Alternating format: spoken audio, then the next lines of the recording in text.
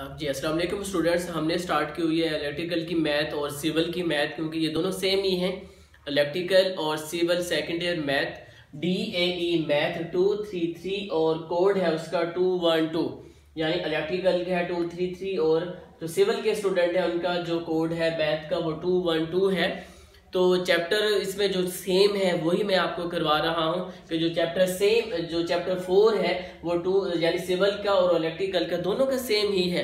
तो चैप्टर 4 के जो हमने पार्ट्स किए हुए हैं, फर्स्ट 3 पार्ट्स किए हुए हैं कंप्लीट, अब हम 4 इसका कर रहे हैं। बिल्कुल इजी है।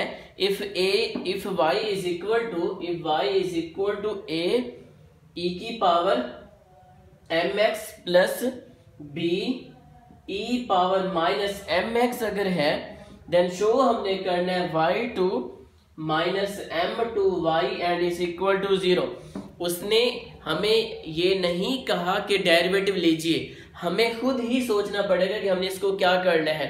कैसे हमें पता चलेगा? देखिए यहाँ पे y2 है, तो y2 मैंने आपको पहले ही बता दिया था क्वेश्चन नंबर 3 में कि y2 सेकंड डेरिवेटिव को शो होता है। तो इसका मतलब है कि जो गिवन पार्ट मेरे पास है यानी y is equal to a e power mx और प्लस b e की पावर माइनस mx जो है, हम इसका स्टूडेंट क्या लेंगे?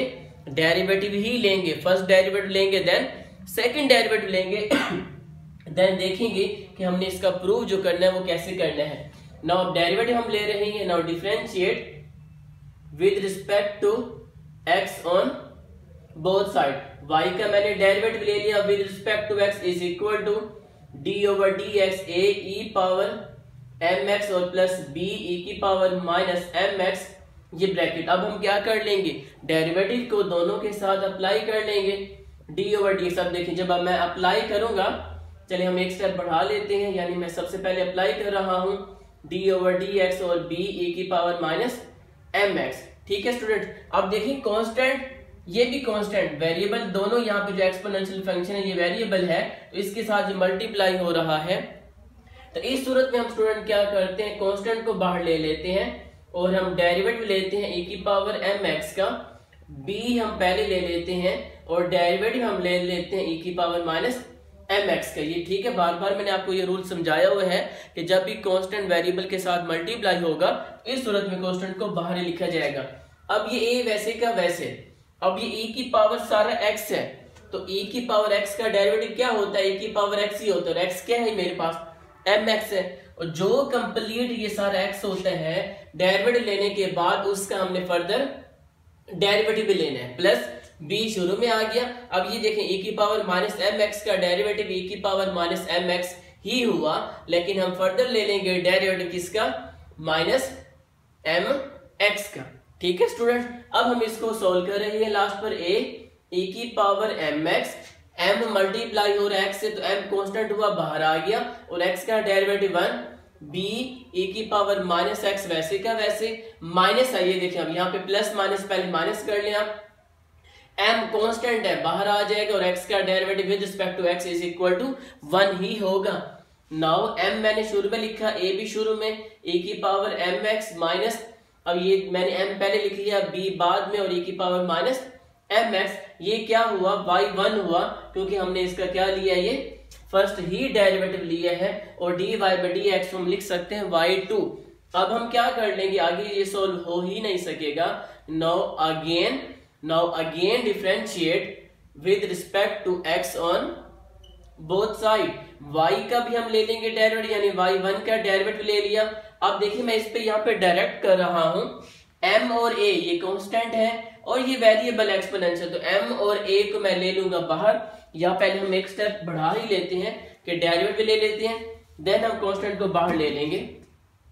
नाउ d/dx, ये वैल्यू है ma e की power mx minus d/dx mb और e की पावर माइनस mx। ठीक है, मैंने डेरिवेटिव को दोनों के साथ अप्लाई कर लिया है।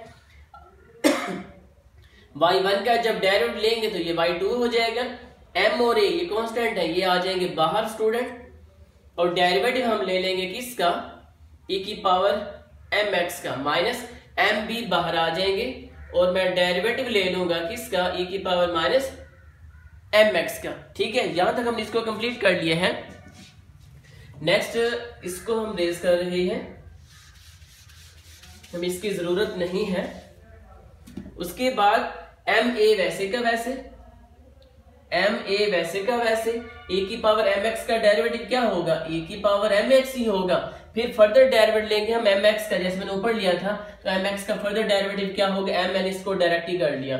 एम बी वैसे का वैसे, ए की पावर माइनस एम एक्स का डेरिवेटिव ए की पावर माइनस एम एक्स ही हुआ।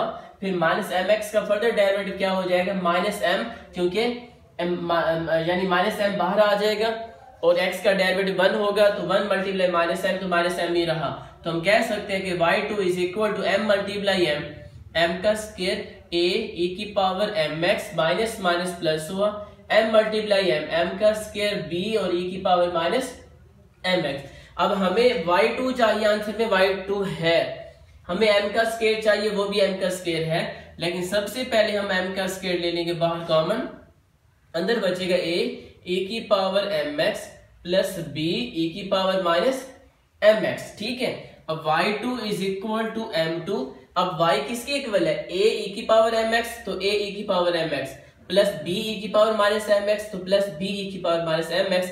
ये सारी जो कंडीशन हमने बनाई हुई है ये किसके इक्वल है स्टूडेंट, y के इक्वल है, तो मैंने यहाँ पे y लिख लिया। और हम ऐसा क्यों कर रहे हैं, सिर्फ और सिर्फ इसलिए y की जगह यानी इसकी जगह पे y पुट किया है, क्योंकि मुझे आंसर में शो में y की जरूरत है। अगर यही आंसर होता तो हम ऐसे लिख लेते। तो ये देखिए लास्ट पे क्या कर लेंगे, दोनों को जब आप इधर लेके आएंगे तो y2 इधर आके माइनस हो जाएगा and is equal to 0, hence proved. यही हमें क्वेश्चन नंबर 4 का प्रूफ चाहिए था। तो गालिबन ये आपको अच्छी तरह से समझ आ चुका होगा। अब हम करते हैं इसका 5 पार्ट।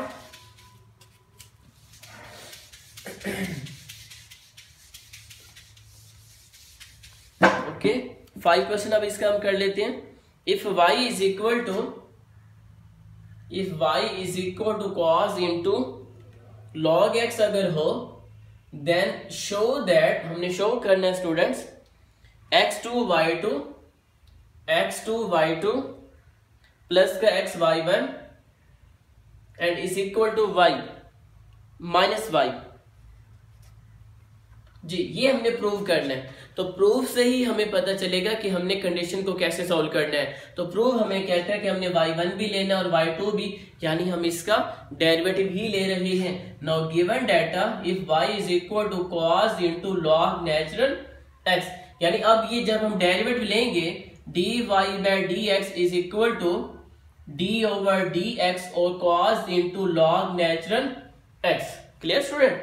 अब देखिए ये cos सारा x है, log नेचुरल x है, लेकिन cos के साथ जो नंबर होता है वो cos की सारी वैल्यू होती है। जैसे ये cos है, ये इसके साथ जो x होता है ये इसकी वैल्यू है। अब cos अकेला है और इसका x क्या बना हुआ है, ये सारा log x बना हुआ है। तो cos x का डेरिवेटिव क्या होता है, माइनस का साइन x, मेरे पास log नेचुरल x है। और फिर हम फर्दर जो सर्कल है x, उसका हम क्या ले लेते हैं, फर्दर भी ले लेते हैं डेरिवेटिव। ये मेरे पास इसका आंसर है।